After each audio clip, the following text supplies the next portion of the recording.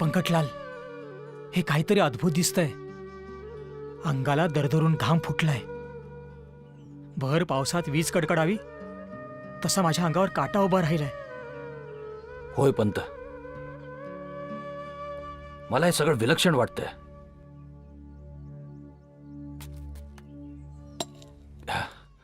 घ्या, आपल्यासाठी जेवण आणलंय. पोटभर खा. जेवण आणलंय. छान छान. प्रेमाची भाजी, मायेचा भात आणि सुखाची पोळी. वेगळं करून कसं चालेल?